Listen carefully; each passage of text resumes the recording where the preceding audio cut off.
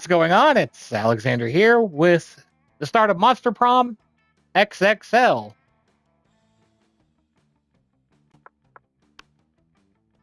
Figure let's do something a little different than we've ever done before. Full game. Spooky high school, the sweetest years of our lives. Back then we were young and unafraid. Sometimes reckless, sometimes brilliant, sometimes just stupid, but always willing to live life to the fullest. We were on a wild journey to discover who we really were. I think we're going to go with this one. I'm not going to do my name here. We're just going to go with Oz, one of the preset names. All right. And we had yet to experience its ultimate challenge, the Monster Prom. I remember it clearly. 6 weeks were left, and as we fantasized about our dream prom dates, we were all scrambling to catch the attention of one of our 8 most charismatic classmates. Scott Howell, 21, a werewolf athlete who compensated for his rather small brain with a stupidly huge heart. Miranda Vanderbilt, 19, a sweet mermaid princess who was as cute as she was genocidal. Polygeist, 22, a party ghost with an insatiable hunger for all the wrong things. Damien LeVay, 21, fearless demon with a taste for destruction and a love of fire. Liam de Lioncourt, 4XX, a hipster vampire whose standoffish demeanor hid the fact that he was truly a lovable dork. Zoe Forever, an eldritch cutie who went from endless deity of the dark realms to ultimate fangirl. Calculester Hewlett Packard V 1.0, a library computer who had become a sentient robot ready to experience life to its fullest. And Vera Oberlin, 23, a mean self-made Gorgon with a merciless sense of business. It was clear it had to be one of them, but who? We only had 6 weeks to choose our prom date, and even more daunting, we only had 6 weeks to woo them and conquer their heart.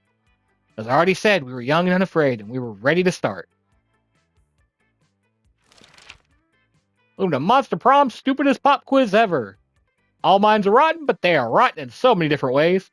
Worry no more, we're now using our PhD in bullshit to diagnose which kind of deviant sicko you are. Monster Prom's stupidest pop quiz ever, TM, will throw a bunch of absurd questions at you and turn your answers into your character stats. This way, each of you will start by having stats that better reflect your true selves. Let's start. You've stayed late at office. There are 5 people left, and suddenly they start to get naked for no good reason. What do? You're nice to bring them a snack. By that you mean getting naked too, but you're a snack. Because you're a snack. Suppose to play the not so well-known version of an all-time favorite, Sexy Cluedo. Engage in casual conversation. You can finally overcome your social awkwardness by imagining all of them naked. I mean, I have been called socially awkward, so. What would be the coolest prize you could find in your box of cereal? A tiny piece of sharp metal, so every scoop will be full of thrill and danger. The phone number of that sexy tiger on the front of the box. He's so passionate about breakfast and health that he's surely also a great lover. Sample of a more nutritious breakfast option, so people are encouraged to stop eating that colorful crap.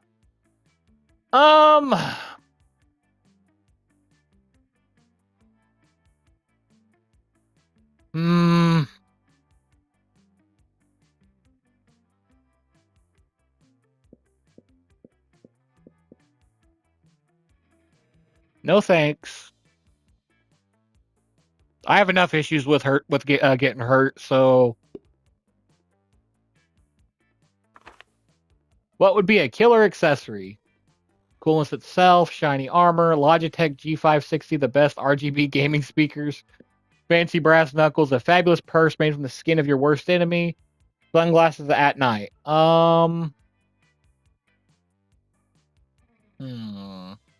kind of want to go with that one. But then again, a suit of armor is a suit of armor, you know?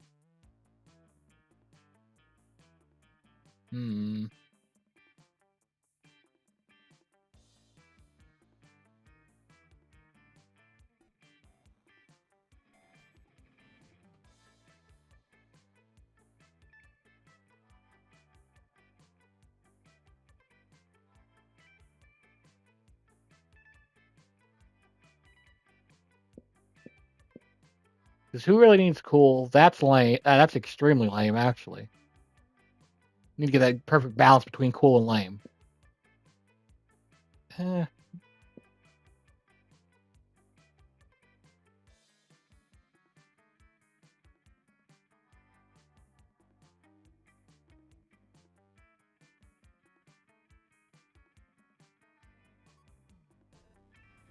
I guess...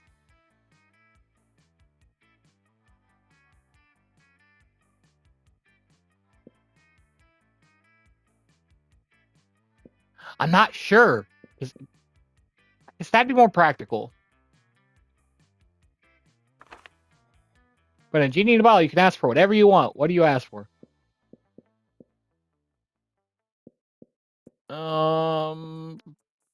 Sure.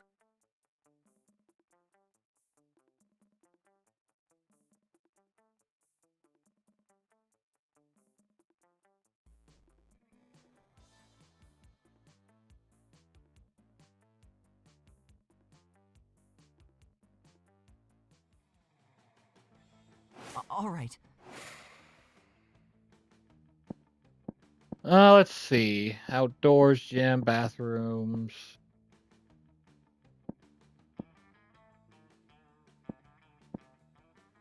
Go to class? That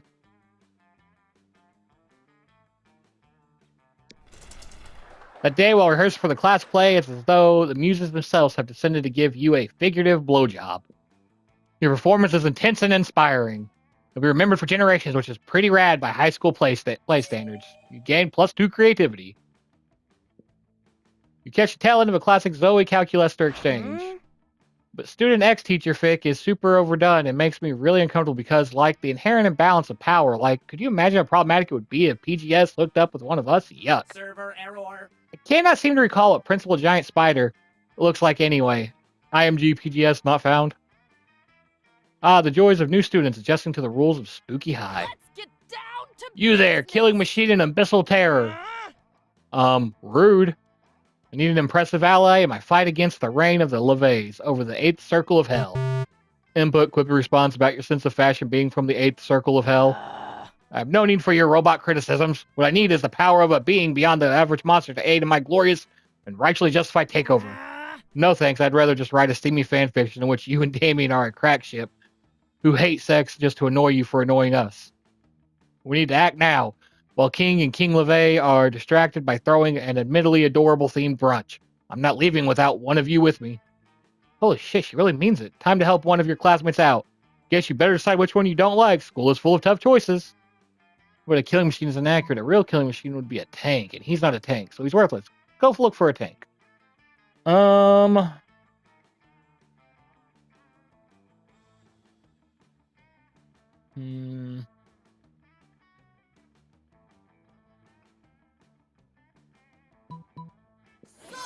broken. A tank? You want me to take a tank into the inner circles of hell? What a genius idea! Those arrogant Levays will never see it coming. They might expect an attack from a fellow demon, albeit one superior in looks, skill, and talent for more deserving of ruling the 8th Circle. But an attack by a tank? That's something the King and King would never anticipate. That was shockingly easy. True, but I still think it'd be a kind of steamy if they put their differences aside for some hot demon action. Emotion found, gratitude, initiate sequence, thankful to Oz. Oz, I am thankful for your help. Thank you for it. Finish sequence, gratitude with expression, heart. How is a computer posing as a monster living as a student so cute? What a cutie pie. Also cute, gaining +2 charm and +1 fun.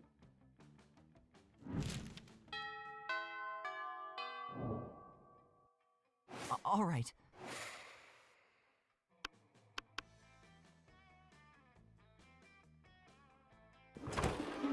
When you get to Damien and Zoe's table, you find yourself in the middle of a pretty tense situation. Ellie and Damien are sitting right next to each other, chewing their lunches way too hard and furiously ignoring each other. Zoe is staring excitedly at the two of them, phone out, ready to film. This it? The final showdown between Stormy Blue Nightmare Dahlia and Spicy Red Baby Damien? This is the day the Aquinos finally claimed the 8th Circle of Hell. Alright guys, I've got my phone camera ready and rolling. You can start the bloodbath whenever you're ready. Any second now. Go get a life. Give us a fucking break, will you? We're not going to resolve this centuries-old dispute between our families in this cafeteria. It's anticlimactic. Yeah, I'm just sitting here because Damien's so scrawny and insignificant I didn't notice him before I sat down. And I'm just sitting here because fuck you. Yeah, fight! The last time it's not dramatically appropriate. Zoe does not respond. Instead, she wordlessly slides 2 knives across the table and waits patiently. Gotta say, liking Zoe. So what's your play here? Will you convince them to fight or convince Zoe that there's something even juicier going on? Well, you know what they say. If you're not fighting someone to the death, it's usually because you have secret sexy feelings for them. I know you guys can actually fight for the 8th Circle of Hell right now, but you must want to fuck each other. Well, at least a little, right? How about a thumb war over dessert? Um...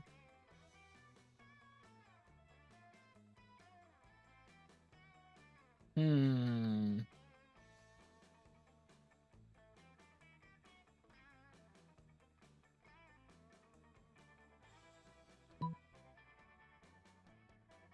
True on that, yeah. What? What? Number 1, I don't have feelings. Number 2, if I did, none of them would be secret sexy feelings for this blue raspberry crap copter. This is war. I'm even angrier than Damien about your inaccurate assumption. Just another way in which I am superior to him. I'll kill you for this. Later, because right now I am eating lunch. And lunch is not the time for climactic slaughter. Only regular slaughter. Oh ho, their words don't fool me. I can see the sexual chemistry bubbling below the surface. Like a river of boiling blood. It's adorable. Hey, Oz, I noticed you haven't tried to fight me to the death either, if you know what I mean. You're pretty sure you do, and you're all about it.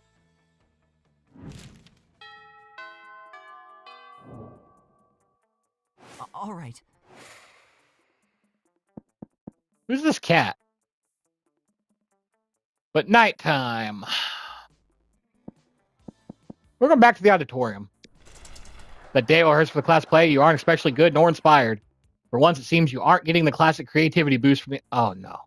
But afterwards, while talking to your classmates, you're having trouble conveying your point in a discussion, so you decide to convey it through music. You start singing, and suddenly everyone else joins you in a kick-ass musical number.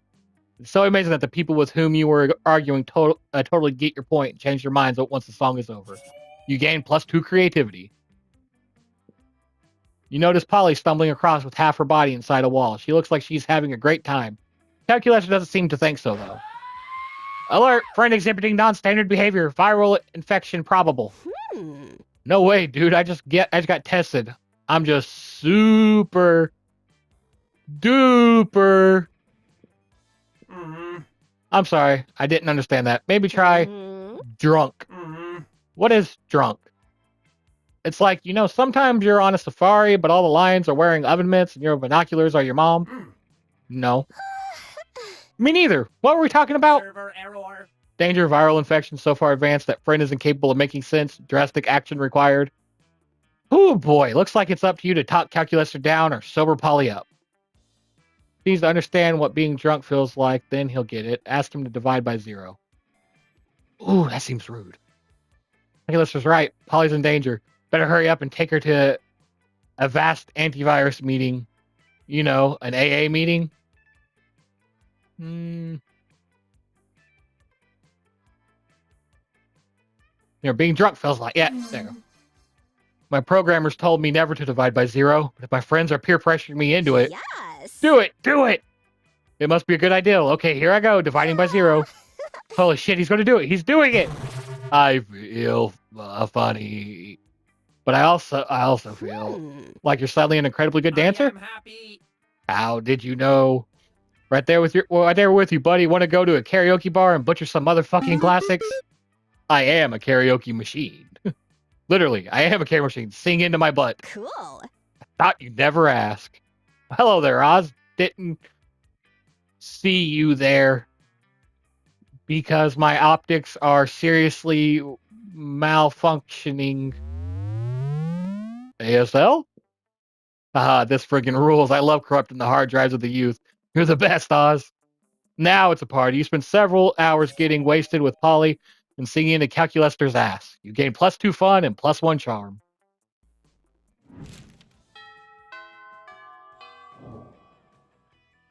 All right. Okay, where do we plan on going today?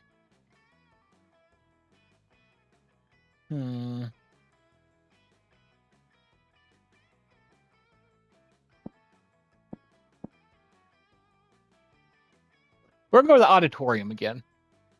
I know I'm spending a lot of time there. The day rehearsed for class play, you totally forget your lines. It's terrible, but you don't let that get you down. You start improvising all your lines. And it's marvelous. Somehow it enhances the pathos of the play in an unexpected ways, and that's saying something since half of your improvisation is a rap battle against your inner fears. You gain +2 creativity. Meanwhile, Zoe seems to have trapped Polly in some sort of eldritch binding circle. This should be good. Tell me. Girl, where's your chill? I already told you like 1,000,000 times how I died. Yeah, but each time you told me something different. Tried to fuck a toaster, suffocated by good booty, gun salad. I've heard them all. But what's the truth, Polly? Huh? It's none of your business. No, but it is my hobby, and hobbies matter, Polly. Plus, the fans have a right to know. Fans have a right to leave me the hell alone. Secrets are sexy. If secrets are so sexy, then how come God invented Wikipedia? What? You're a god. You know that's not true. Now let me out of this binding circle. I've got haunted math next period. Sure, I'll let you out if you tell me how you really died. Polly gives you a pleading look. Zoe gives you an excited look. As usual, it's up to you to figure out who to help. Polly's right. Secrets are sexy, and I'll prove it with my new espionage. Would it be AV? The slash, or is that a backwards N? Spooky, highly classified. Zoe deserves to know the truth, but if you tell her, Polly, I'll give you a huge bag of nose candy.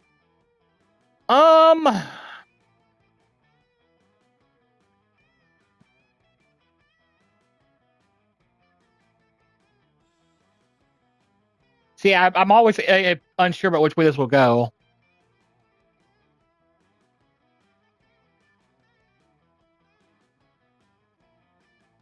You know what? Zoe doesn't know the truth, and if you tell her, Polly, I'll give you a huge bag of nose candy. Lame. Oh, come on. You think it's the first time someone's offered me a mountain of nose candy in exchange for secrets? Give me a taste. Let me know you're legit. You've got no choice. You opened your bag of nose candy. Ah, it's crickets. It's just a bag of crickets you painted like candies. Why do you think this would fool me? I do candies all the time. Crickets are everywhere. This is unacceptable. Using her reality-bending powers, Zoe takes over the minds of the crickets and transfers them into shambling humanoid cricket pile. It forcibly ejects you from the building. Smooth move, cricket hole. You lose +2 smarts and +1 charm. Okay. All right.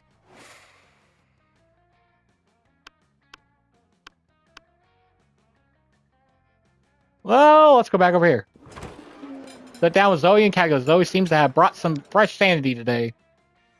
That is, she has a screaming man strapped to the table and is currently siphoning his sanity out through his eye sockets. Friend Zoe, I'm afraid I must take issue with your current practice. What, eating?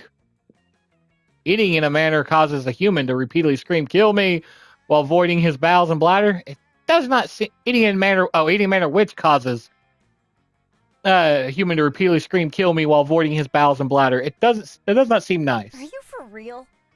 Look, I was born this way, okay? Well, not so much born as ripped from the fabric of reality itself and animated with equal parts raw malice and the concept of despair. But still, don't judge me. I do not possess the necessary firmware to judge you, Zoe. I do, however, wish that you would find another way to attain sustenance. You can't stand to see these two at odds. Maybe you could convince Zoe to change her ways, or convince Kegulus that they don't need changing.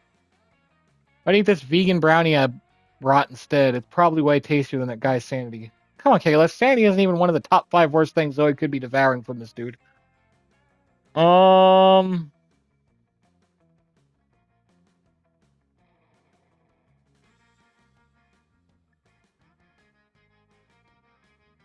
I think I'm gonna go with... yeah. Top 5 things. That is skeptical. Please list 5 things worse to devour from this man than his sanity.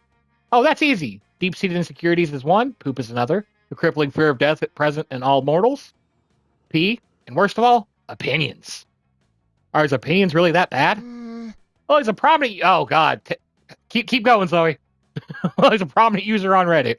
Understood. Analysis complete. Sanity is an acceptable food substitute compared to several things that are worse. Nice. It's like I always say, when life gives you lemons, compare those lemons to the all-consuming void. The void is way worse than a couple of lemons. We will actually continue this in the next one, so thank you all for watching, and I'll see you then.